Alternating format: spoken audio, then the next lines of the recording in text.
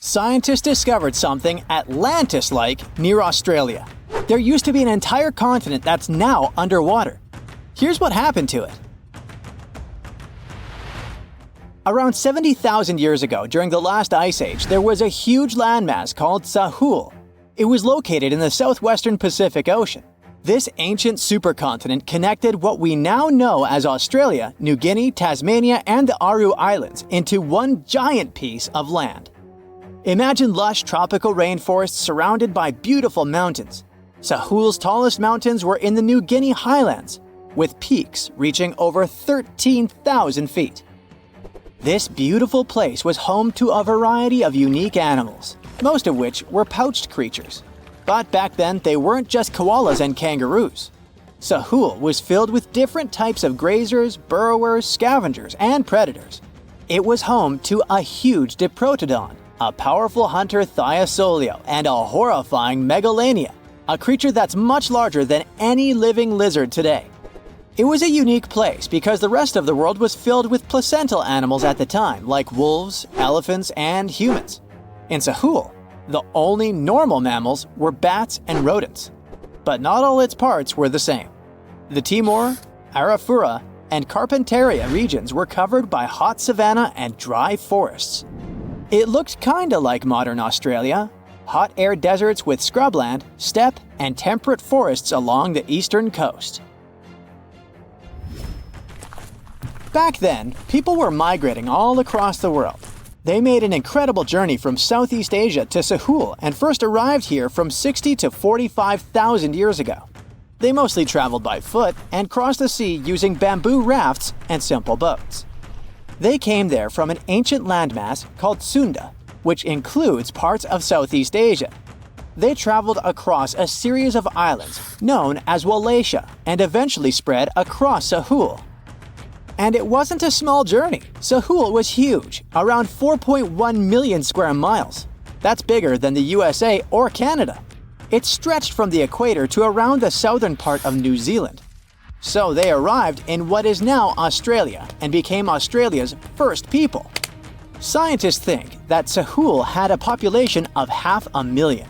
We've discovered cave paintings that date back around 40,000 years.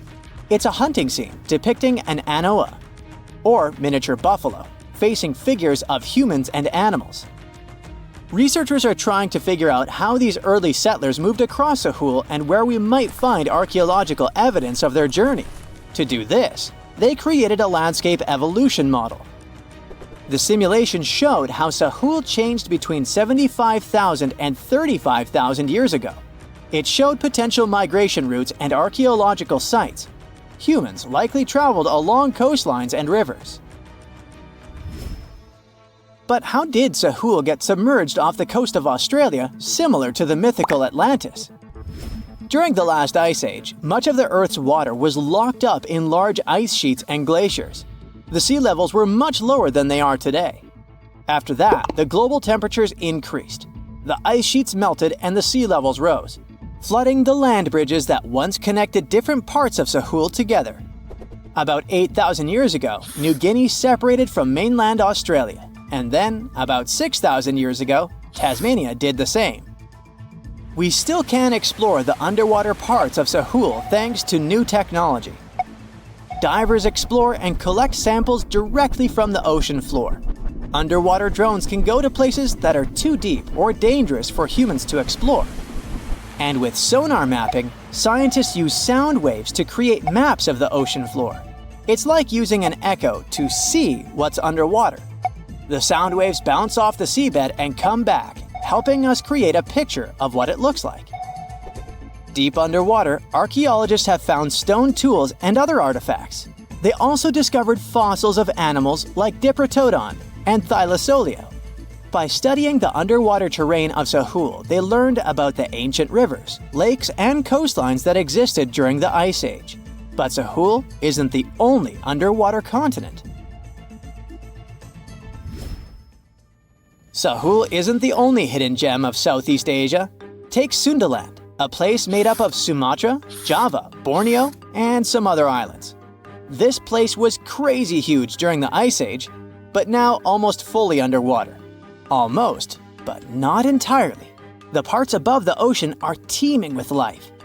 If you like birds, check this place out. It has almost a fifth of the world's bird species. You can spot colorful birds like the Java hawk eagle and the Bali starling among the lush forests. It's also a home to a fourth of Earth's fish species. Sundaland's waters are a haven for marine life, even the most exotic animals like the Asian arowanas. It's also a treasure trove of flowers. That's where you can find Rafflesia and Titan arum, the world's largest flowers. This makes it very similar to Zealandia. Zealandia is a long, narrow piece of land about half the size of Australia. It broke from Antarctica about 100 million years ago. Just like Sundaland, it isn't fully underwater. 7% of it stayed above sea level. This sticking out little piece is what we now call New Zealand, along with Stewart Island and some smaller islands. These pieces of Zealandia are lush and warm. They're packed with volcanoes, mountain ranges, beautiful natural geysers, and hot springs. Local people, Maori, use these hot springs for cooking. People place corn, eggs, and vegetables in baskets and lower them directly in the hot springs. Sometimes they cook food in a pit oven using heated rocks. Another hidden world is known as Argoland. This mysterious landmass was once part of Australia, back when dinosaurs chilled around. It drove scientists crazy for decades. They knew it existed because it left a huge stretch on the ancient seafloor, the Argo Abyssal Plain. About 155 million years ago, it broke off from Australia, saying bye-bye. The continent drifted somewhere north, and when it reached Southeast Asia, it just vanished. Scientists had no idea where it went, but recently, they finally found its remains. Turns out, poor Argoland's lower parts started drowning into the Sunda Trench, a horrifyingly deep oceanic pit. The Earth's crust sunk into the mantle. Meanwhile, the upper parts of Argoland were pushed upward, grabbing the younger rocks on land. Because of this, Argoland broke apart into a bunch of smaller pieces. These pieces formed parts of Borneo, Java, Sulawesi, and other regions. The remains are buried under Indonesia and Myanmar. Imagine a colossal landmass the size of Greenland, Greater Adria. Its journey began about 240 million years ago when it broke away from the supercontinent Gondwana. It started moving north, and after 100 million years of enjoying the warm seas, it suddenly crashed into Europe and shattered into pieces. Most of these pieces went deep into the Earth's mantle, but some were scraped off and became part of mountain ranges like the Alps. Today, the remnants of Greater Adria are scattered across more than 30 countries, from Spain to Iran. That's why they're hard to look for. Seychelles was also once part of Gondwana. Yep, these idyllic islands are sitting atop of the ancient continent. We know a lot about it because of its fascinating granite outcrops. 100 years ago, Alfred Wegener discovered continental drift, but no one believed him. These granite outcrops helped him prove that he's not crazy and that tectonic plates really are moving. The Seychelles broke off from India and Madagascar and eventually became a sad loner in the Indian Ocean. This probably happened because of some insanely active volcanoes in the Deccan Traps. But now, the islands are home to unique species both on land and in the coral reefs nearby. Mauritia broke off from India after the dinosaur wiping. Along its journey, it stretched into a long ribbon-like shape and also broke into pieces. Now it's all scattered beneath the Indian Ocean. Scientists stumbled upon this lost land by studying tiny ancient crystals called zircons. These zircons are like time capsules. They date back an astonishing 660 million to 2 billion years. That's even older than Mauritius itself. These ancient crystals hinted that there's another Atlantis somewhere nearby. Turns out there are hidden continents all around the world, and maybe we'll discover more of them in the future. The South Pole is more than penguins and endless snow. There's a hidden ghost world within it. Look, it's right here on the globe. Don't confuse Antarctica with the Arctic, which is at the top of our maps. Much smaller in size, and, let's face it, way less mysterious. The ice sheet covering Antarctica is about 1 to 3 miles thick, which is up to 16 Eiffel Towers stacked on each other. This massive blanket hides the true features and contours of Antarctica's land. We still don't know much about this mysterious continent, and it is ice and snow that are to blame. We still don't even know the true shape and size of this continent. Mapping Antarctica without some huge shovels is an incredibly hard task. But satellites learned to penetrate the ice with their cameras. And now we know there's actually an enormous, dramatic ancient landscape beneath the snow. The ghost of the past. About 90 million years ago, Antarctica was a much warmer place. It was actually a lush rainforest with tons of plants and probably teeming with life. It even had rivers flowing through it. Then the ice came. This happened about 34 million years ago, during the transition from the Eocene to the Oligocene, when our planet cooled significantly. It was the beginning of one of our several ice ages. The land remained, but now was hidden under ice and snow that got thicker and thicker. To a regular eye, Antarctica turned into a white desert, vast, flat, and featureless. Time went on. This massive ice sheet moved around, smoothing and shifting the ground beneath it. Over the millions of years, it changed what the land looked like. Now, if we looked under the ice, it wouldn't hold any signs of the original South Pole, except for one place. In areas where the ice is especially thick and doesn't move much, like in East Antarctica, it has actually worked the other way around. It became like a super thick blanket that protects the land. Normally, things like wind or rain slowly wear away the ground over time, changing its shape. But since we have this protective ice blanket, it prevents these natural processes from reaching the stuff underneath. So, the ground stayed almost the same for millions of years, like it's been frozen in time. This special area near the Aurora and Schmidt subglacial basins has become the ghost of Antarctica's landscape. This place was barely touched even since it was first covered in snow 34 million years ago. This is a historical footprint, a place that can tell us what Antarctica's ground looked like before it became a freezing nightmare. As scientists peered under East Antarctica, they saw an amazing ghost. The traces of the rivers that were flowing there millions of years ago, various valleys, and some weird little islands, as well as 3 big chunks of land shaped like the letter U. Hey, what's that all about? You see, the continents on our planet are moving constantly, sliding along the red-hot lava mantle like cereal on milk. Over history, they came together and broke apart several times. Hundreds of millions of years ago, several continents were a part of one enormous Gondwana. Antarctica was one of them. It used to be one huge landmass. But when Gondwana broke apart, the poor continent got stretched by tectonic forces. Parts of land were pulled away from each other. Whoosh! And they got torn apart. And that's how we got these big chunks or blocks of land under thick layers of ice. In any case, scientists now want to explore this ghost a bit more. But to study it deeply, they need to actually drill down through the ice, like using a straw to get to the bottom of a thick shake. This will help them pick up some rocks and dirt from way below to learn more about the Earth's history and climate. Antarctica is the 5th largest continent in the world, approximately bigger than the entirety of Europe or Australia, competing with the entire South America in size. Aside from East Antarctica, we discussed there are several more regions: Antarctica Peninsula, South Pole, West Antarctica, and the Ross Sea. The continent is basically a frozen sandbox, and all its hidden, mysterious landscape is actually less explored than Mars's terrain. We only know for sure that without ice, it wouldn't just be flat and empty, but an entire world full of big mountains, huge canyons, and even fiery volcanoes.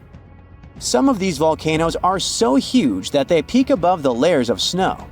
In West Antarctica alone, there are at least 138 volcanoes, though only about 8 or 9 are active today. One of the craziest ones is Mount Erebus, the southernmost volcano and the tallest one on the continent, about 12,500 feet high. And deep beneath the ice sheet, this guy hosts incredible, beautiful subvolcanic caves. The temperatures there are warm enough for t-shirts.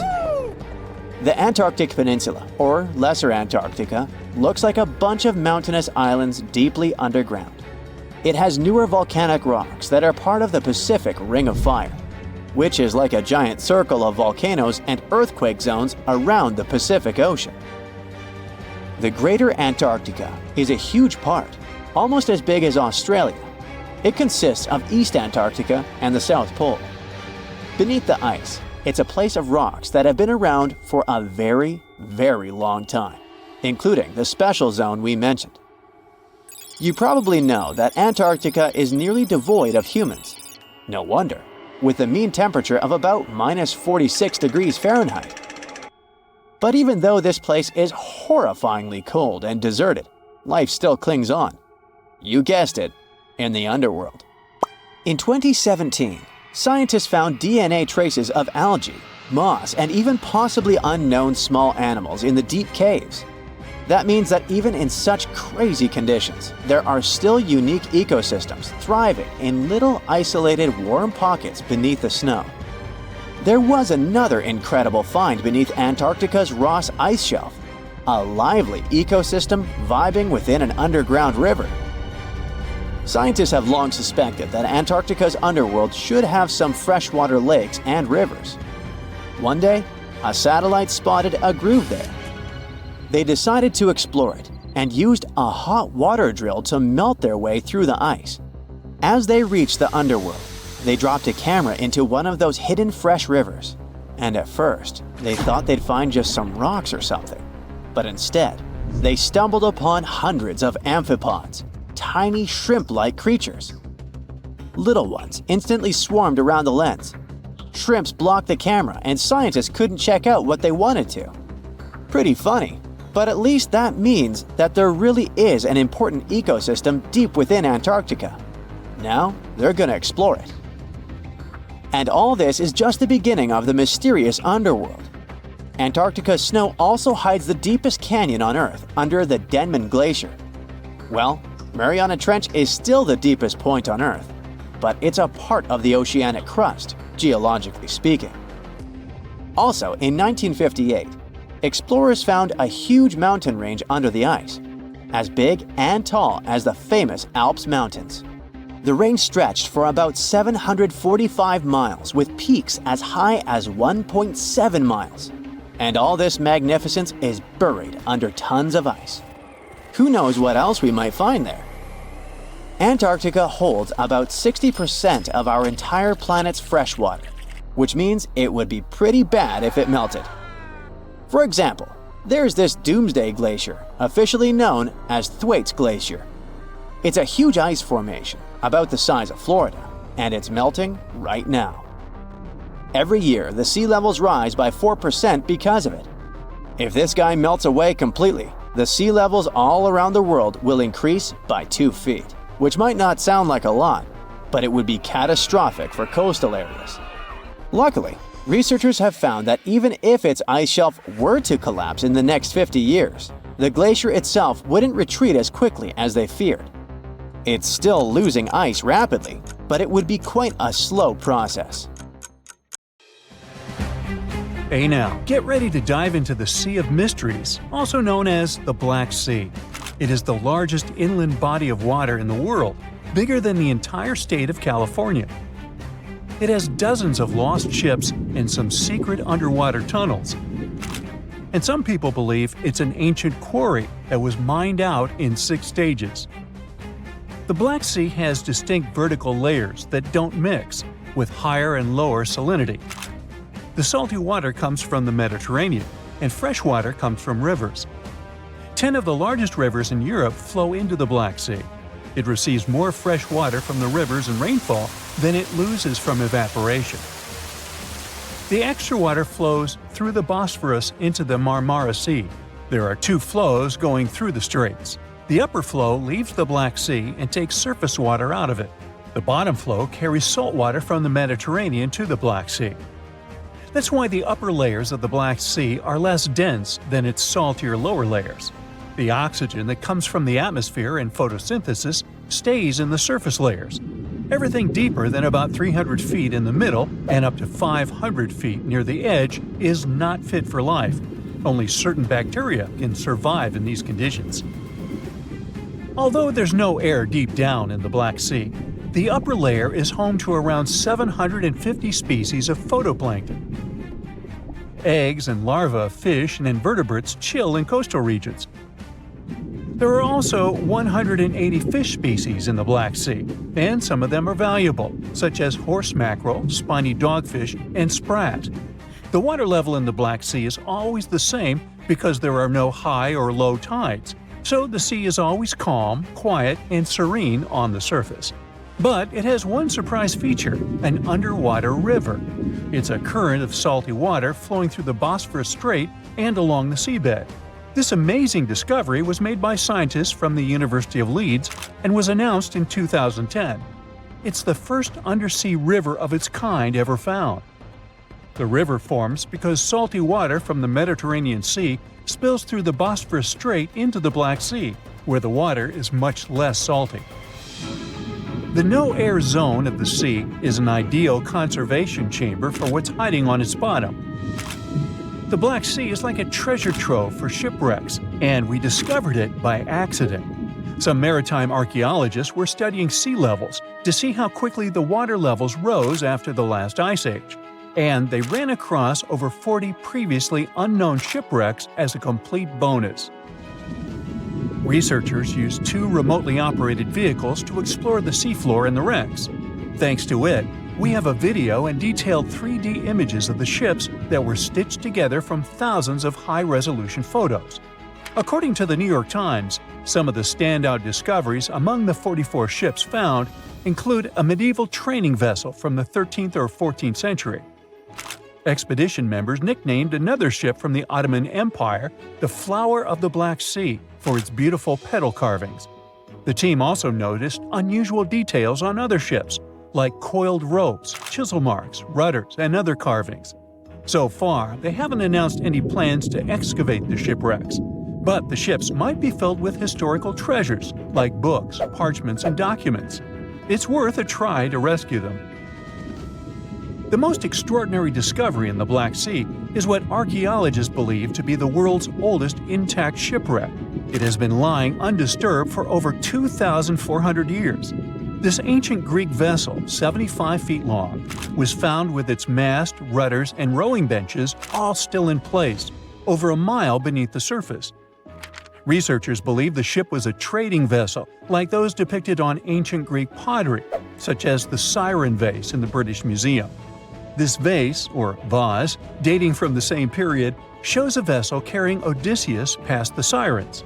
The team took a small piece for carbon dating, and the results confirmed it as the oldest intact shipwreck known to humankind. The fact that it's so elaborate and well-preserved deserves a standing ovation for shipbuilders of the ancient world.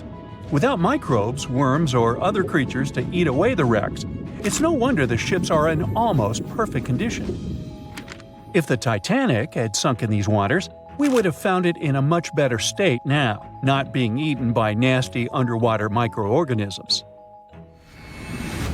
Now, there's an interesting theory called the Black Sea Deluge hypothesis, which suggests a huge flood happened around 7,500 years ago. Two geologists in the 1990s suggested that at the end of the last ice age, when the Earth's climate was heating up, ice sheets were melting and sea levels were rising. The Black Sea was a much smaller freshwater lake. It was separated from the Mediterranean Sea by a natural dam at the Bosphorus Strait. As global sea levels rose, the Mediterranean overflowed into the Black Sea basin. They suggest the sea level rose by 6 inches every day, flooded coastal settlements, and changed the environment for good. Samples from the Black Sea floor show a sudden shift from freshwater to marine species around that time. which means there was a rapid influx of salt water. Underwater surveys have also found what look like the old shorelines and human-made structures. So, people were living in areas now submerged by the Black Sea. Plus, the timing of this flood matches up with known patterns of human migration into Europe, Asia, and Africa. They also say this flood could be the terrible flood from the story of Noah's Ark. Critics of the deluge theory say the evidence isn't as straightforward as it seems. Some think the transition from freshwater to saltwater in the Black Sea was more gradual than one sudden flood. They're also debating if people left the settlements before they went underwater or as a result.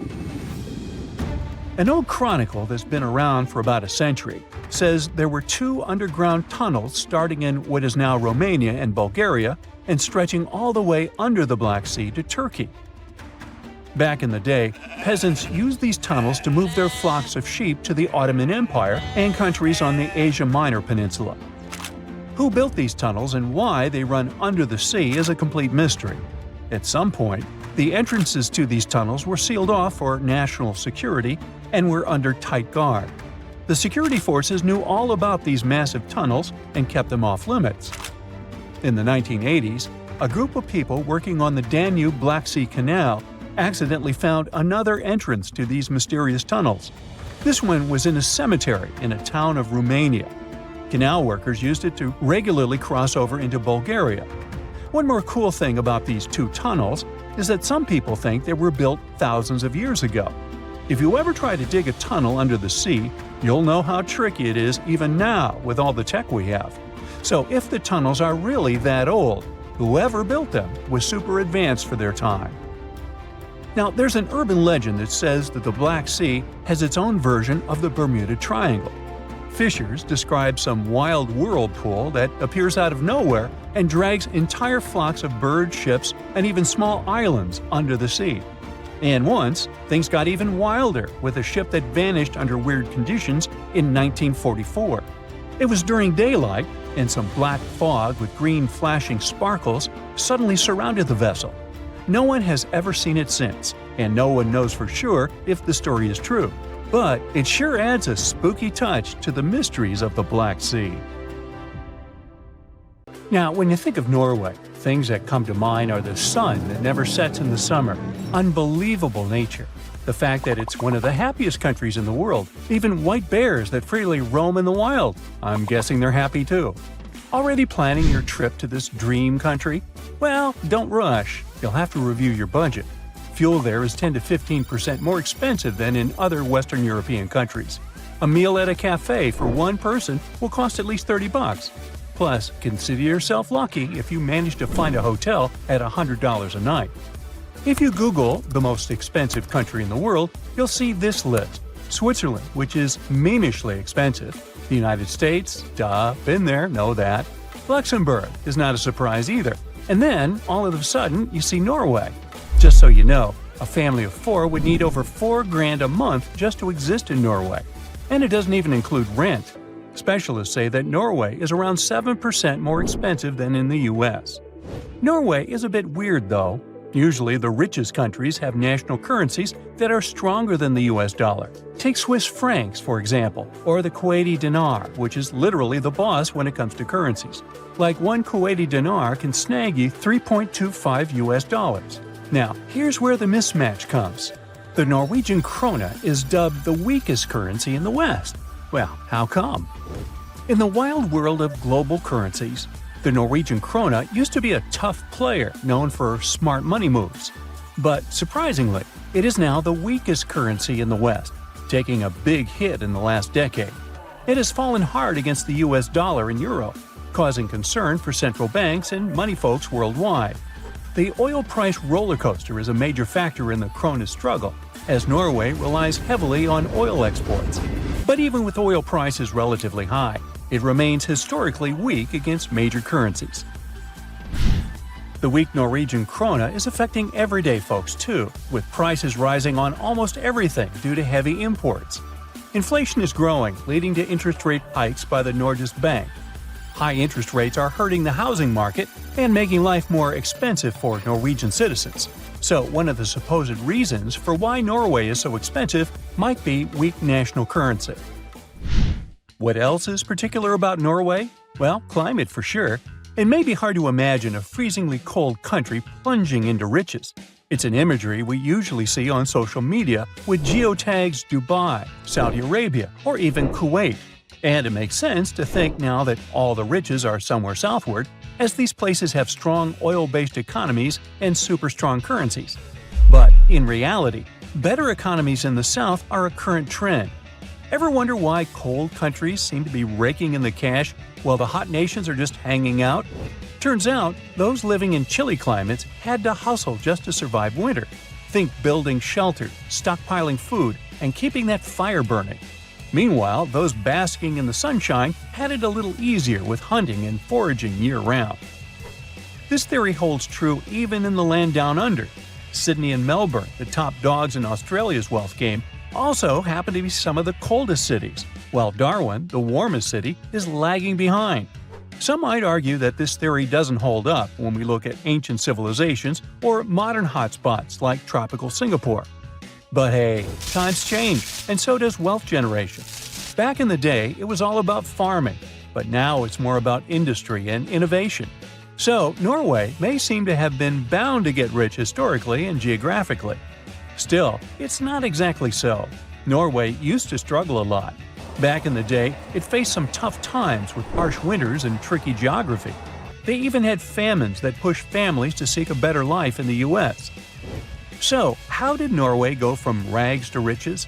Yep, oil and gas played a big role. The country is small, but it has around 0.31% of all oil reserves in the world.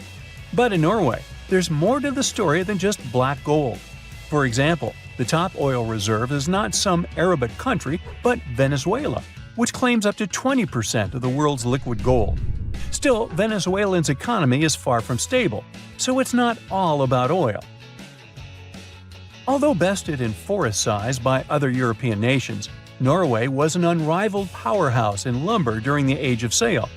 Thanks to its strategic fjord path, timber from its inland forests could quickly reach fjord-side mills and global markets. As railroads unlocked larger forest potential in other countries post the 19th century, Norway was Europe's timber king, bolstered by a world-class merchant fleet by the 20th century. The Norwegian timber wealth, coupled with early cooperative societal norms, spurred growth across several sectors, from agriculture to fishing and banking. Despite being labeled poor in the 19th century, Norway's GDP per capita outshone Eastern and Southern European nations. The nation's ascendancy continues beyond the discovery of its oil reserves. Norway is unique, with a small population but sprawling land. Despite its vastness, the Nordics are scattered and considered one of the most spacious countries globally. Much of the North's territory stretches beyond the Arctic Circle, offering harsh landscapes with thin topsoil covering the bedrock. The tough terrain in Norway, full of mountains and with a short growing season, limits arable land to only 2.2%, similar to Yemen. The scattered arable land in small valleys makes extensive farming impractical, a far cry from the efficient farming in the US. With a huge chunk of land and coastlines, but a small population, Norway makes some serious cash from its reserves. Plus, nature has been pretty kind to Norway, with rich fishing grounds, hydropower from rivers, and power from cold waters. And only then comes the little thing called oil. The late 50s saw a big discovery that changed everything for Norway's economy. Fast forward to today, and petroleum activities have been a major game changer for Norway, feeding its economic growth and funding its welfare state. But Norway didn't just sit back and watch the money flow in. They made smart moves, like creating a sovereign wealth fund to manage their oil wealth for the long haul. The fund sees some big bucks, currently standing at 1.7 billion Norwegian kroner, or over 160 million US dollars. Norway uses the interest from this fund to boost its annual budget, ensuring top-notch healthcare, education, and welfare for its citizens. And here's the kicker: Norway's not resting on its laurels. They're investing in sustainable technologies, like offshore wind power, to secure a bright future beyond oil and gas. Now, Norway may be expensive, but it can't compete with the world's costliest place to live, Monaco. It's almost 4 times more expensive than the global average. So, if you're looking to rub elbows with the rich and famous, look no further than Monaco. With property prices soaring to an average of over $50,000 per square meter in 2022, it's no wonder why this tiny country is a magnet for the la-di-da. However, there's a place that's particularly expensive for tourists, and I'm not talking about tourist traps. Neither Oslo nor Monaco can beat the prices in, well, take a second to make your guess. Ready? Welcome to Ashgabat, Turkmenistan's capital. A gallon of milk costs a whopping $15, while a standard internet subscription plan will set you back $168 a month. Calm down, you're not poor, it's just an economic glitch. The reason for these prices is simple. The Turkmen national currency exchange rate in relation to dollars is fixed and never changes. $1 equals 3.5 manats, and it's been so since 2015. Local prices in the local currency grew to inflation, making it not proportionate to prices in dollars. The exchange rate never changes. So if you live there, such prices don't seem to be extraordinary. But if you come with dollars, you're in for a pricey trip. You pack up your bags and head to the most remote island in the world. You can't stop jumping for joy, knowing you'll have an island all to yourself. Destination: Bouvet, the loneliest place on Earth. There's no airport on the island, so all those who have a fear of flying can just relax. This lonely island is located in the Atlantic Ocean between South Africa and Antarctica and is frozen all over. It's uninhabited, so there aren't any humans for at least 1,400 miles from here. And even though you won't find any coffee shops or theaters, the island hosts a decent number of animals, like seals, birds, and penguins. And no, there aren't any forests or jungles, but you can find some moss and lichen. Right now, you're on a ship wearing a thick jacket and cupping hot tea in your hands. It's been days since you left the coast of South Africa. Finally, you see the island out in the distance. Many frozen cliffs surround it, so it's really difficult to scale it. Maybe a helicopter could do the trick. The place was pretty popular back in the day and was named 3 times since its discovery. But not even the smallest piece of land goes homeless for long. So Norway decided to keep it. They even gave it its own internet domain, .bv. But no one has created any websites under it yet. As of now, the place is mainly used by scientists to study whale migration. Tristan da Cunha is a small volcanic island in the Atlantic.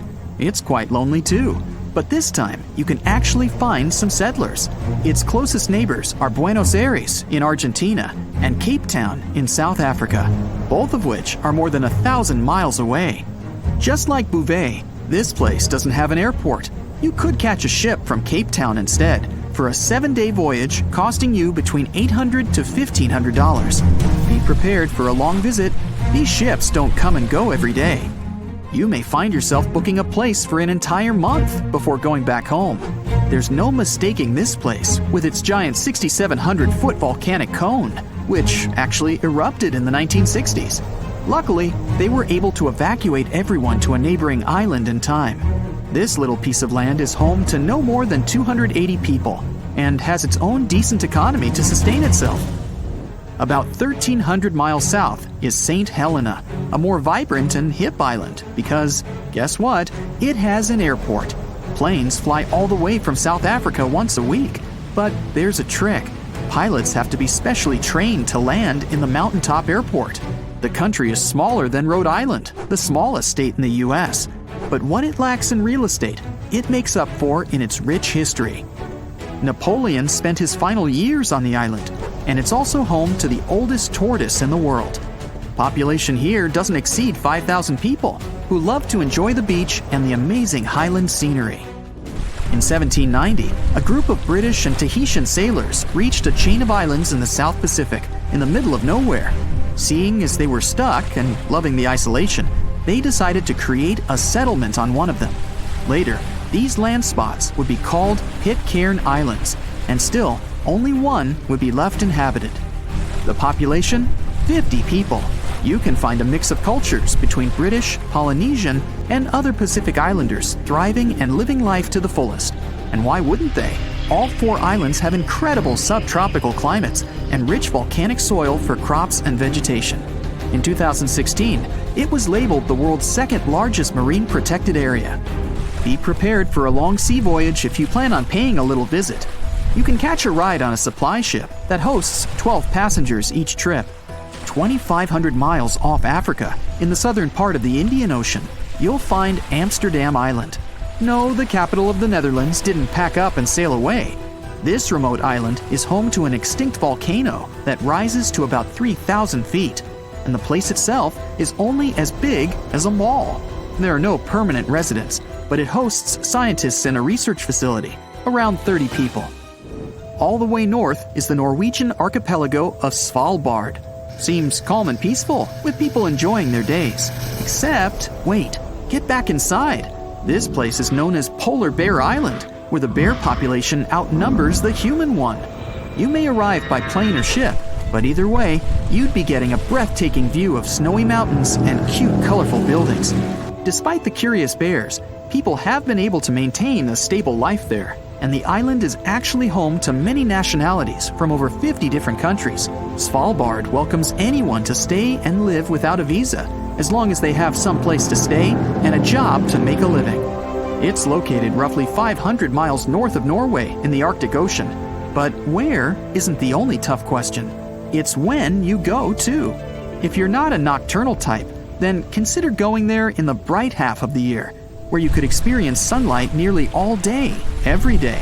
Because during the other half of the year, there's total darkness. But you'll get to witness some beautiful northern lights right above you for quite a while. Svalbard is considered the most northern settlement in the world, and actually has the most northern university as well. Because of the permafrost, life isn't easy here, which means they get most of their stuff on ships from abroad. But that didn't stop the dwellers from having the global seed vault to host almost 1 million seeds from around the world as a backup, in case crops can't grow anymore. Off the coast of Chile is the easternmost presence of Polynesian culture. 2,300 miles west of South America and 1,200 miles away from Pitcairn Islands, the most famous island inhabitants are known around the world for their huge heads. Yeah, those heads.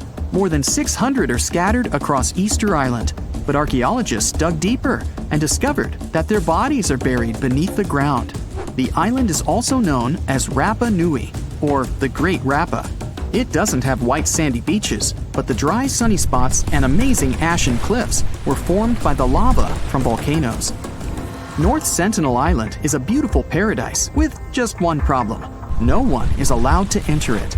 There's a native tribe living there, untouched by any outside civilization, and everyone decided to keep it that way. Over the last 200 years, several dozen people were able to get a hands-on experience with the islanders, but let's just say it didn't end well. It's even completely off any shipping route to avoid contact. 10 years ago, a study indicated there could be between 80 to 150 people on North Sentinel, but there really is no way of telling, since that number could be as low as 15, or even exceeding 500 people. They're so isolated that the people in the neighboring open islands don't understand the Sentinelese language. Some researchers were able to pick up little snippets of their lifestyle. They live in huts with slanted roofs and fire pits facing each other. They have a healthy seafood diet and live on fruits that grow on the island. There isn't any harbor, but soft sandy beaches as far as the eye can see.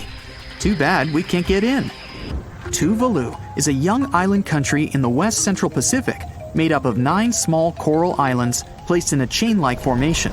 The main island is only a few miles long and is so narrow at times, you can ride a motorbike with ocean waves striking on either side. It's pretty rare to see cars around as well.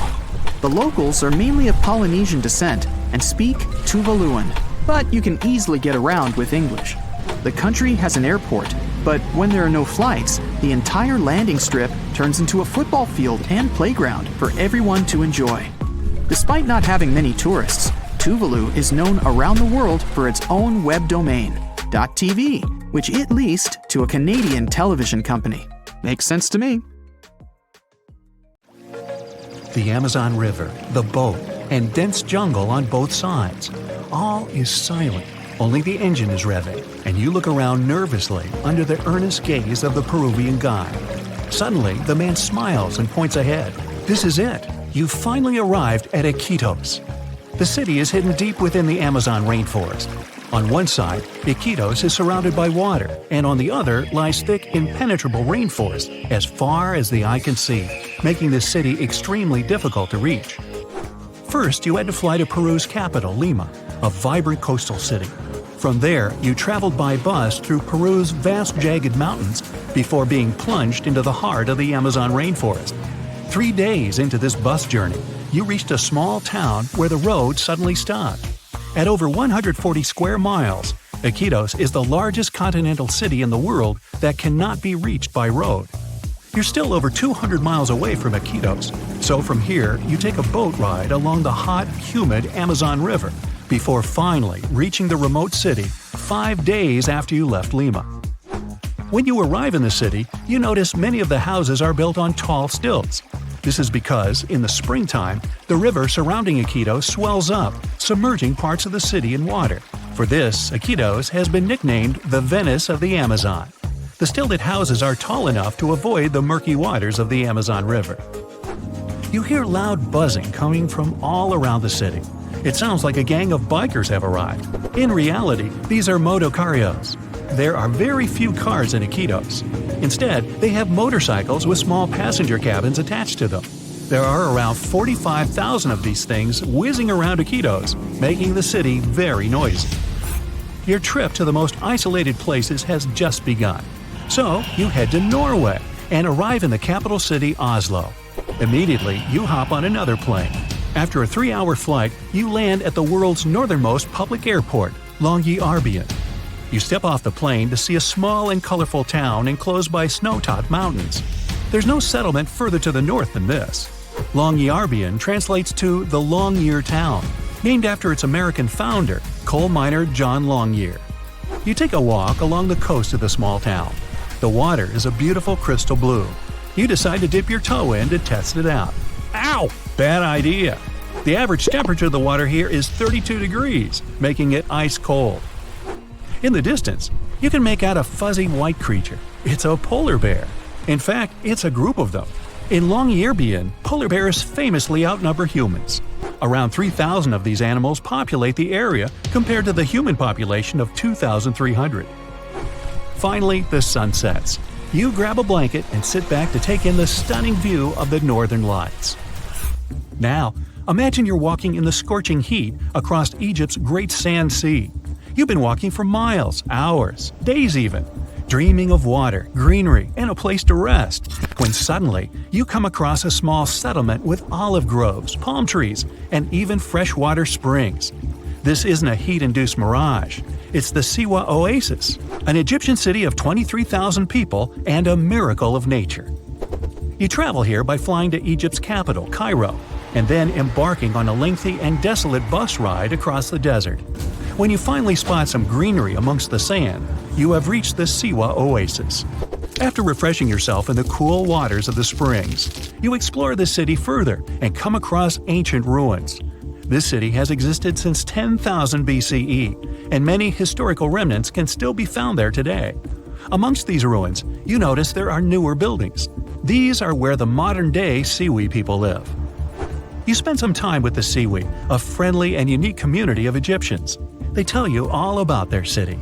The Siwa Oasis is located in the middle of the Sahara Desert, and due to its harsh climate, it's one of the most remote cities in the world. You notice how dry the air is and how scorching the sun feels. Reaching highs of 118 degrees Fahrenheit, this heat makes the Siwa Oasis a difficult place to live. It's time to travel to a more balanced climate. You head northeast and arrive in Russia's capital, Moscow. From there, you take a flight east again, traveling further and further across Russia until you're closer to Alaska than to Moscow. You've reached the city of Petropavlovsk, which translates to City of Peter and Paul. The first thing you see are giant mountains surrounding the city, cutting it off from the rest of the world. These mountains are in fact volcanoes. In this far eastern part of Russia, there are more than 300 volcanoes, including 29 active ones. These volcanoes stop any roads from reaching Petropavlovsk. The city depends on flights and boats to import supplies. You turn away from the volcanoes to stare out at the blue, shimmering ocean. The water looks nice. So you head down to the beach where a crowd of sea lions are sunbathing along the sand. Petropavlovsk is home to incredibly diverse wildlife. Just off the shore, you can see a whale fin poking out of the water. You explore the city's diverse landscape. You go to one of the city's ski resorts and spend the day on the slopes. Then you hike up a rocky path to the base of one of the city's many volcanoes. Finally, it's time to relax on a boat tour around the island to see the city's famous Three Brothers rock formation. Feeling inspired, you travel to another volcanic land, Chile's Easter Island. The island doesn't have a harbor and only one airline flies to the remote land, so you travel an entire day to Santiago, Chile. Then you climb aboard a small plane to fly to Easter Island. You walk among the high cliffs of the barren island and come across its famous monuments. These are giant, mysterious statues of human heads. They're called moai and were carved by the local people around 800 years ago. You inspect the earth beneath your feet. It looks and feels very dry. Easter Island consists of 3 ancient volcanoes. The volcanic soil makes it very difficult to grow crops or vegetation. Some of the city's trees were cleared hundreds of years ago to make way for the stone monuments, giving the island the empty look it has today. You embark on a boat ride 1,100 miles west from Easter Island. You reach a small green land floating in the Pacific Ocean. This is Pitcairn Island. You might recall that this place played a major role in the mutiny on the Bounty. You come down from the boat and begin your journey to reach Adamstown, the center of the island where its 43 inhabitants live. To reach Adamstown, you hike the Hill of Difficulty, a steep and rocky 200-foot climb to the top of the island. Now that you've finally made it here, you can explore the diverse and unique nature of the land. Pitcairn Island is home to the largest marine reserve in the world. You take a snorkeling trip and swim alongside all kinds of exotic fish. You explore vibrant coral reefs and even catch sight of a rare humpback whale. Dreaming of the great days of the old Wild West, you decide to travel to Supai, Arizona. To get to this Native American settlement and fragment of the past, you drive along America's famous Route 66. You stop, seemingly in the middle of nowhere with only desert land as far as the eye can see. Then you follow an 8-mile walking trail to reach Supai. You hike down into the Grand Canyon, almost 3,000 feet deep. You come across a stunning waterfall spilling over the cliffs of the canyon. This is Havasu Falls, a popular tourist spot famous for its vivid blue-green water. After a further mile's hike, you finally reach Supai. Over 200 members of the Havasupai Indian tribe reside in the small town. It's often referred to as the most remote town in the United States. To your left, you see several mules making their way across town with packages on their backs.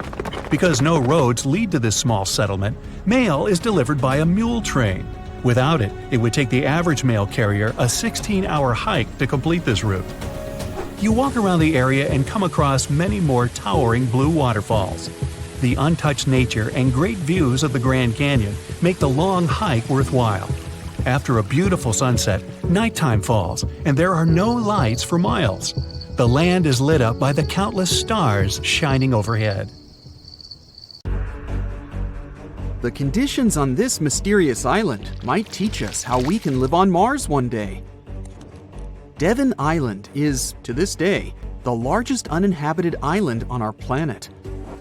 It's located in the Canadian Arctic archipelago, and it's easy to see why people find it impossible to make a home here. The soil stays frozen throughout the seasons. The eastern part of the island is covered by a thick ice cap all year round. Summers here last for less than 50 days, and by summer, I mean that the ground is snow-free and the temperatures are slightly over 46 degrees Fahrenheit. Since almost no plants are growing here, there are no animals that could have adapted to these conditions. That's why scientists compare this island to what it would be like to live on Mars. In 2001, a project started here on Devon Island looking to discover how people might live and work on other planets, particularly on Mars. It's called the Houghton Mars Project and offered NASA scientists some unique studying opportunities. There are few options here in terms of logistics and transportation, and communicating with people living outside the island is also a bit more difficult. Specialists believe that if we can find solutions to live here, we might be able to do it on Mars too. Think of it as a home-based outer space boot camp. The Pitcairn Islands can be found in the middle of the Pacific Ocean. If you're a fan of adventures and remote places, this is the place to be. But you'll need to buckle up for quite the ride, since no plane has ever reached this place. The only way to reach the Pitcairn Islands is to take a 32-hour yacht ride. No wonder only 50 people are known to live here. Its history is really interesting too. A group of people settled here in the 18th century after a failed marine mission. To this day, all the residents of the island are descending from that initial group. Life's not easy here though. If they need to see a doctor, for example, they need to travel either to the island of Fiji or to New Zealand. Now let's head over to Mexico, where recent technology has allowed scientists to explore some fascinating cenotes, which were previously unknown. Cenotes are also called sinkholes and allow us to see subterranean water bodies. A team of archaeologists, cave divers, underwater photographers, and biologists came together to explore and document the extensive network of sinkholes located in the Yucatan Peninsula. One of the hotspots is located under the main pyramid at the Chichen Itza archaeological site. In total, scientists are looking to explore about 6,000 cenotes stretched across this whole region. The whole project is important not only because of the geological discoveries, but also because of its connection to the Mayan people and their culture. These recent discoveries revealed that for the Mayans, these cenotes weren't simple water sources. They dictated the way they built their constructions and had a huge impact on their spiritual lives too. The tallest mountain in the world is Mount Everest, sure, but it's been explored by scientists and tourists alike and doesn't hold many secrets. The mysterious Gangkhar Puensum, on the other hand, is the tallest unclimbed mountain on our planet. The reason behind this unusual situation is not because of its remoteness or harsh conditions. Rather, because it's against local legislation to climb it. It's located in the South Asian territory of Bhutan, and the name of the mountain translates to the White Peak of the Three Spiritual Brothers. Local tradition dictates that mountain peaks shouldn't be available to humans and need to be left to the higher spirits. Mountains in this region can only be climbed up to 3.7 miles, but Gangkhar Puensum tops 4.7 miles. For this reason, there's no official record of any human reaching the peak. Almost all of the previous expeditions have been inexplicably stopped at the midpoint. The next unusual spot should be on any travel enthusiast's bucket list, the island of Madagascar. For starters, it's estimated that about 90% of the species of plants and animals that are found here can't be seen anywhere in the world. But there's one small portion of the island that has baffled both tourists and scientists, the Stone Forest. It belongs to the Tsingy de Bemaraha National Park and features some unique limestone formations. They look like thousands of spiky towers that stretch hundreds of feet into the air. The distance between these formations can be anywhere from a few inches to the length of a city street. As beautiful as it is, it's really hard to get here.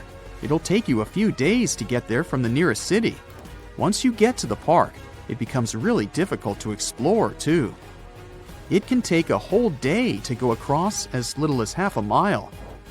The word Tsingys itself translates to where one cannot walk barefoot. To visit the remotest village in the whole world, you'll need to prepare yourself for quite the journey. From the United States, for example, the easiest route involves a 15-hour flight to Cape Town, South Africa, followed by a 6-day boat ride to reach Tristan da Cunha. Or you could take a month-long cruise through the South Atlantic Ocean, whatever works better. Planning in advance is a must, since only 9 boat visits are made to the island yearly.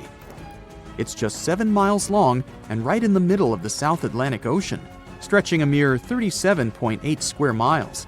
There are slightly over 200 residents, and they all farm for a living. They do have internet service, but it's really slow. The people living here speak a dialect of English that is used by the fewest number of people in the world. The town of Coober Pedy in Australia is partially underground. It all began back in 1915 when opal deposits were found in the area. To this day, the town is still the biggest opal mine in the world. People living here figured out that it would be more comfortable for them to stick to the underground, as temperatures above ground can reach 125 degrees Fahrenheit. So, the establishment now has underground stores and galleries. Coober Pedy is also home to the world's first 4-star underground hotel. North Sentinel Island, located near India, is another pretty remote place. Not because of the time it takes to get there or the climate, but because it's home to the world's most mysterious tribe. The population living here is estimated to be between 50 to 400 people and isn't known to have any contact with the outer world. This is mostly because locals don't really enjoy visitors and tend to scare them away, even harming tourists. So, to protect them and their obvious wishes, the island is monitored by the local Indian authorities. It's believed the tribe's people don't have any immunity from modern diseases, so being in contact with foreign people might actually be fatal for the locals. On these French islands, there are no native inhabitants. The Kerguelen Islands are part of the Antarctic lands and are home to just scientists that visit on rotation. At any given time of the year, there are no more than 100 people here, and they're mostly engineers and researchers. There's no plane to get you to these islands, and few tourists are known to have visited them. The island is covered in glaciers, and the soil here isn't friendly to plants or animals. But if you're curious about what this place looks like, you'll need both the money and the time to complete the trip. You can only reach the island by ship, which reaches the shores of Kerguelen only 4 times a year. It isn't cheap to stay in these islands, and you definitely won't find 5-star hotels here. The trip departs from Réunion, and it takes about 28 days to reach the first island. Half of the time will be spent at sea, so be prepared to cover over 5,600 miles of the Indian Ocean. Imagine you could spend an entire week scanning ancient ruins and taking photographs of the world's most surreal archaeological sites. Would you be up for it? So, let's do some digging. The first stop on your busy itinerary is Southeast Asia. It's home to some pretty cool ruins. You start in Bagan, located in the hinterlands of Myanmar. There are many ways to visit the site, and you're glad you've booked 2 different experiences. The first one is a hot air balloon trip at sunrise. Right before dawn, you board the balloon, and as soon as the sun starts to appear on the horizon, you begin your flight over the marvelous area. As the sun rises, it glistens on more than 2,000 conic-shaped golden structures. The hot air balloon ride is quick, but it gives you unparalleled views of all the 40 miles over which the site sprawls. Back on land, you rent a bicycle and roam the village of ruins. Some of them are open and allow you to peep inside. These magnificent ruins were built between the 11th and 13th century CE and were mainly places of worship. There were originally over 10,000 buildings, but they were gradually deteriorating over time due to earthquakes. Thankfully, the site became a UNESCO World Heritage Site back in 2015 and has since been preserved. Up next, you catch a flight to Cambodia.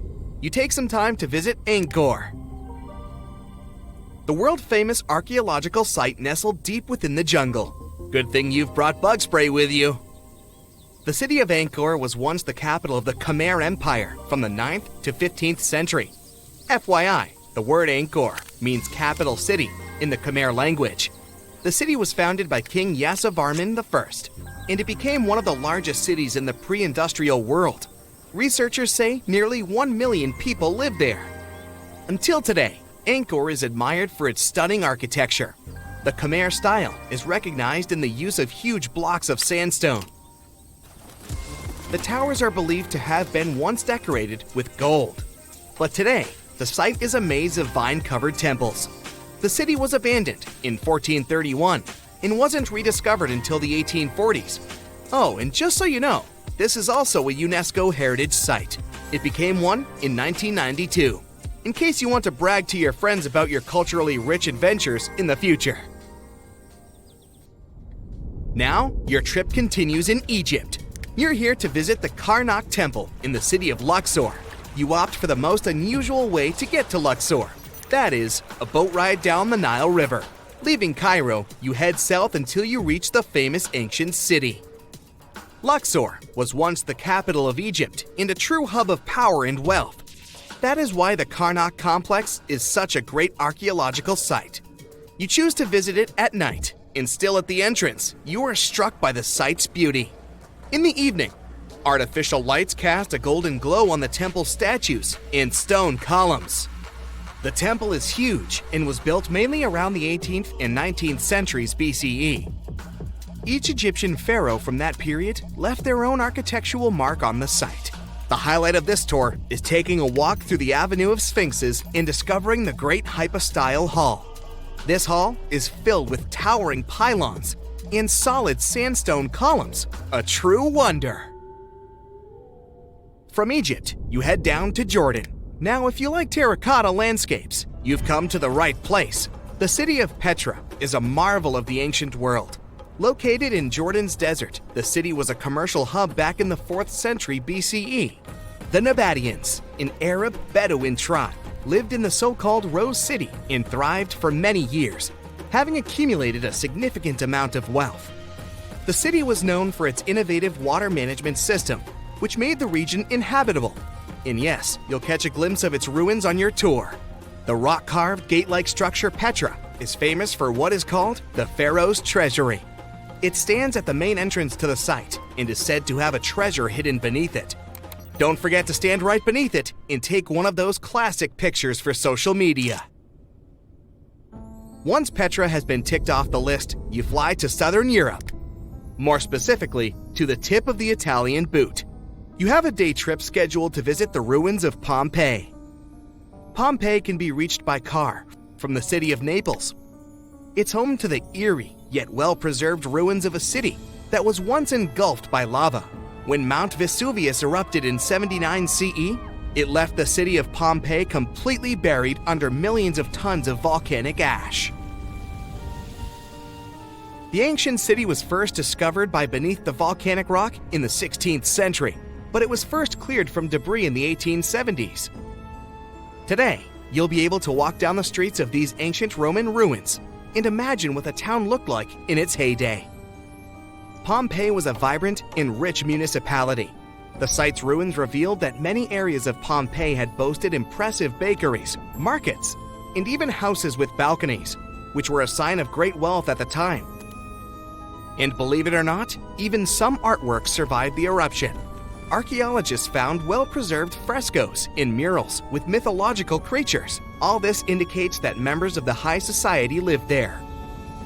The city even had thermal baths and showers made from luxurious materials. While you're still in Europe, you'll hop over to visit the iconic Stonehenge. It's a perfect day trip if you stay in the city of London, just a short train journey away. Stonehenge dots the Salisbury Plain in Wiltshire, England, and is one of the world's most recognized ancient ruins. More than 5,000 years old, these curious stone rings are some of the oldest stone structures on the planet. Created out of sandstone, they are shrouded in misery. Who built them and why is still largely unknown. Popular theories claim that Stonehenge was used as a great solar calendar, built to help people keep track of days, weeks, and months. Talk about hard work to create a mere calendar, huh? In the final leg of your trip will take you to explore the Southern Americas. In Guatemala, in Central America, you'll find ancient Mayan ruins. The lost city of Tikal is a city made of 3,000 buildings, the remains of the capital of the Mayan Empire. You can compare its importance to such cities as London or New York today. The North Acropolis is Tikal's most ancient complex of monuments. Built solely by human hands in 350 BCE, it served as the resting place of kings and chiefs. Back in the day, the step pyramid temples were painted a beautiful red. Mayans loved that color. Today, of course, you'll only see the limestone. You might wonder what made such a great city turn into ruins. Well, archaeologists have no clue about the cause of Tikil's decline. Until today, this question remains unanswered. Was it a drought? Disease? Maybe we'll never know. Are you in the mood for some Mayan ruins? Chichen Itza is an archaeological site with the best preserved pyramids on Earth. Located in Mexico's Yucatan state, this Mayan city is well over 1,500 years old. At its peak, it was home to 35,000 people. The site covers 1.9 square miles and has many ruins spread throughout it.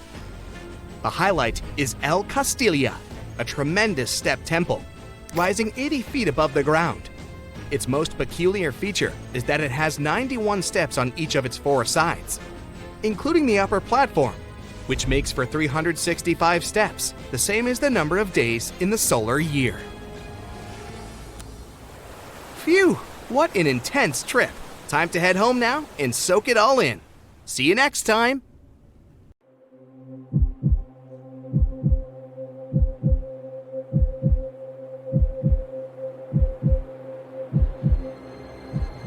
Leave it to people wandering on Google Earth to stumble upon the world's newest and weirdest places ever.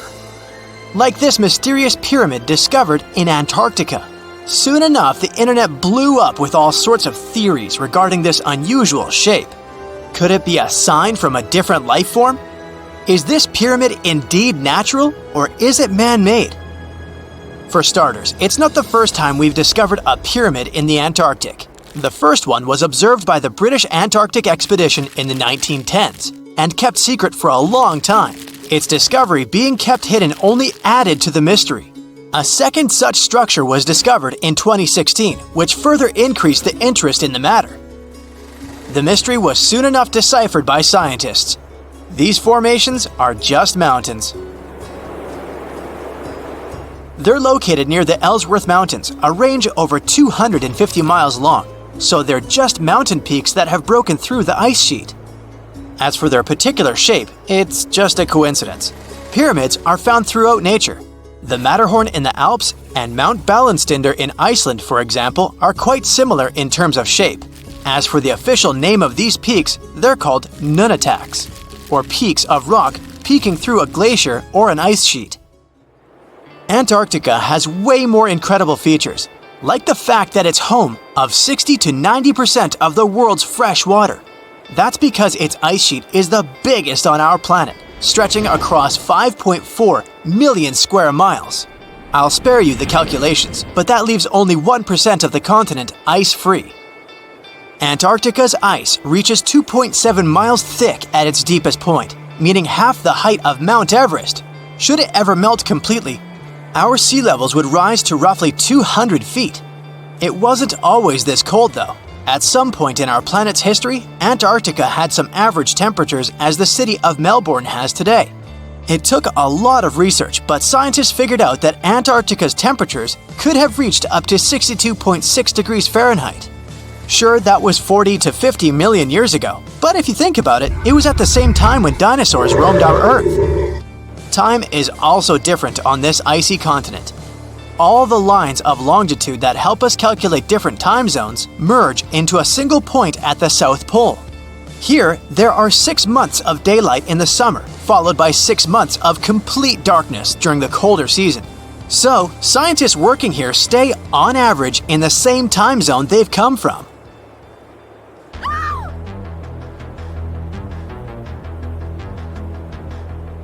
The Blood Falls aren't a chapter of a thriller movie. They are merely a series of waterfalls located in one of the driest regions of Antarctica. They emerge from an underground lake filled with a special type of bacteria. These little organisms use sulfates as fuel instead of sugars, which makes them very intriguing for scientists. The water contained in this lake is so full of iron that it basically just rusts when it meets air. So, the reddish color of the waterfall also gives it its trademark name. The megalodon was the largest predator ever known in our planet's history. In terms of its location, the megalodon lived practically in all waters on our globe, except near the poles. The reason why there are no megalodon teeth found in Antarctica is probably because the gigantic creature was adapted to only warm tropical and subtropical waters. If you plan to visit Antarctica by boat someday, just know you might not get there on a non-metallic boat. The hull of your transportation device must be made of either steel or aluminum to withstand the harsh weather conditions here. Antarctica isn't home to a lot of bugs. In fact, there is only one true species of insect that calls this place home. It's a wingless midge called Belgica antarctica. This fly is so tiny that it only reaches 0.08 to 0.23 inches long, but it's still the Antarctic's largest terrestrial animal. A lot of Antarctic fish also come with an antifreeze substance in their blood. They don't necessarily need it for protection against the cold temperature, but mostly against touching ice. These antifreezes are made up of large glycoprotein molecules. They surround any small ice crystals that may form, making sure they don't spread through the animal's tissues, which could cause a lot of damage. They also create a sort of small pillow blocking the sharp ice crystals, so they're less likely to cause any pain. It also doesn't rain a lot here on this icy continent, but one amazing meteorological quirk of Antarctica is that it's full of diamond dust. This dust is basically small ice crystals that pop out of humid air close to the Earth's surface. Think of it like an icy fog. As they flow through the air and get touched by sunlight, they begin to sparkle, making visitors here feel like they're surrounded by diamonds. It's probably the last place you'd want to go into labor, but in 1978, the first person was born here ever. Emil Marco Palma was its name, and ever since, 10 other people have been born here in Antarctica. There's a lake on this icy continent that is so full of salt, it makes it impossible for it to freeze over, even if temperatures can go as low as 5 degrees Fahrenheit. That's because pure water freezes at 32 degrees Fahrenheit. Water that has salt in it, or any other substance for that matter, will freeze, but at a way lower temperature. That lower temperature is adjustable depending on the substance itself and the amount that has been placed into the water. Antarctica was the last official continent to be discovered. It remained completely unseen until the 1820s. But it took another 20 years to confirm it was actually a continent and not just a group of icy islands. Just because it's really cold here doesn't mean you can't go on a date here. One December night, an American scientist that was posted in Antarctica logged into a dating app simply out of curiosity. He was certain no other profiles would show up, but to his surprise, he found someone soon enough. Another researcher who was stationed just 45 minutes away, by helicopter of course. They eventually got together and went on the first date in Antarctica ever recorded. Apart from ice, this continent has something else way more abundantly than any other piece of land on Earth: meteorites. If we look at the research done by scientists, meteorites have equal chances of reaching any place on our planet. However, once they go through our atmosphere, the situation is a bit more complex. That's because different climates on our planet, like the humid ones found near the jungle, have a lot of moisture and oxygen, which will corrode most meteorites. The climate in Antarctica is really dry, so the possibility of meteorites corroding is little to none. More so, it's way easier to spot these rocks on the icy white surface of this area than in any other place on Earth. If you're not scared of the cold, you'll surely freak out when you hear about the winds here. That's because Antarctica is for the most part the windiest place on Earth.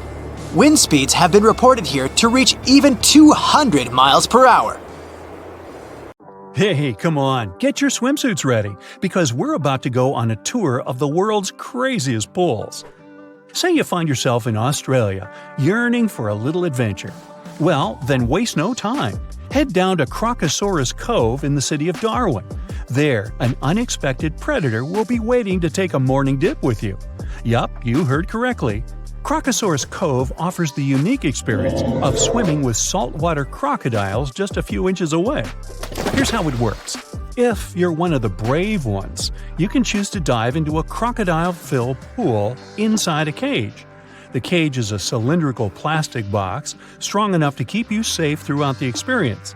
Inside it, you'll be lowered into the pool and get a first-hand perspective of a 16-foot croc. One of the croc's trainers will be feeding the predator right in front of you, just so you can appreciate the big boy's 3-ton bite force. Yeah, right. Hey, after you, I'll be here studying the liability waiver form until you get back. Now, if you're afraid of heights, I'd stay away from this pool. Located in the Market Square Plaza in Houston, you'll find a world-famous pool. Let's just say this pool went the extra mile, or maybe we should say it went the extra 10 feet. When you first walk onto the building's rooftop, you'll see sparkly blue waters and loungers to relax on. Pretty normal, till now, but on the far end of the pool, the shape suggests something different. That's because a part of the construction juts 10 feet beyond the side of the building, making a part of the pool dangle over 500 feet above the pavement. If that weren't enough, its architects did something even more thrilling.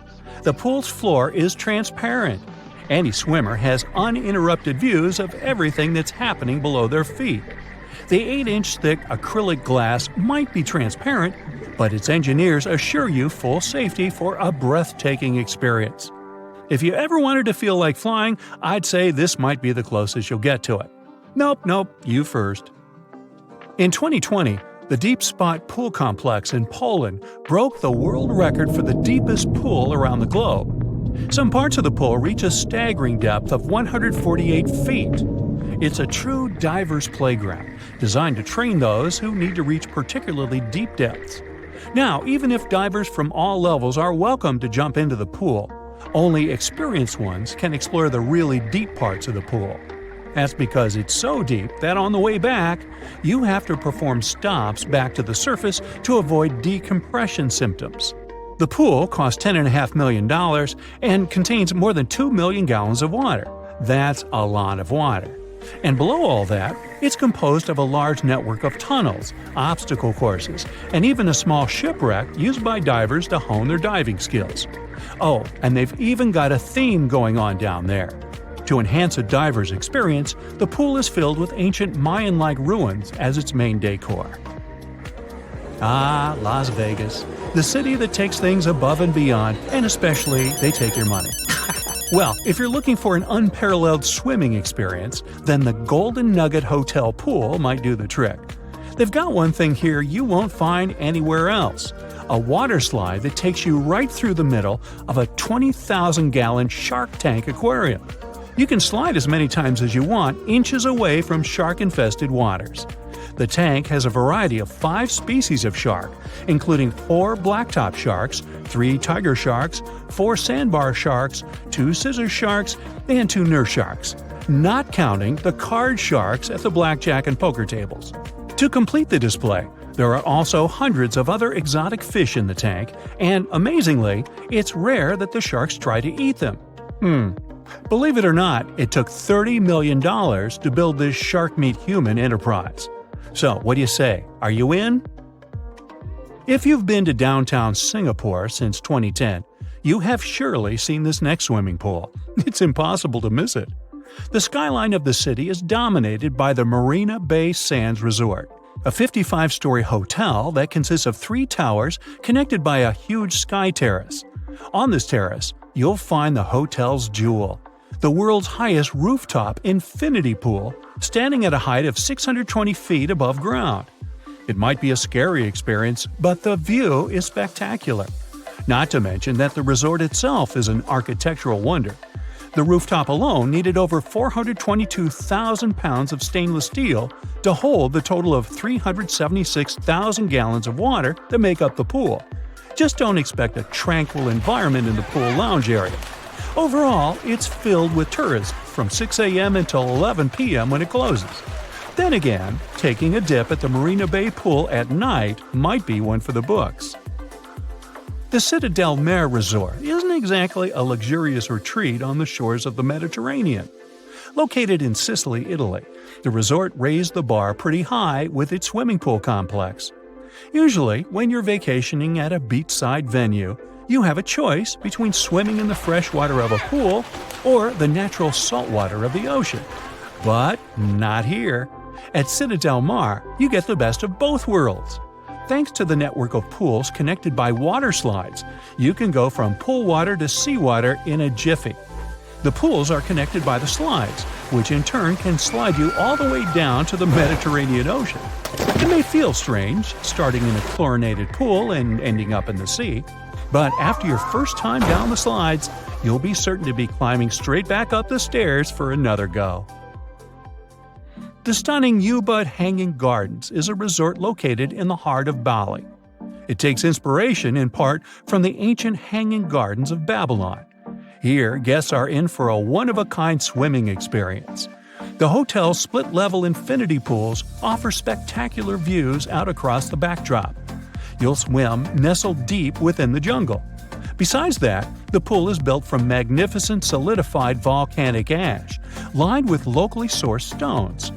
It's like a pristine oasis in the middle of the canopy. Swimming up to the edge, you'll feel as if you're going to continue drifting off into paradise. No wonder this pool has won multiple awards for being the best pool in the world since it first opened.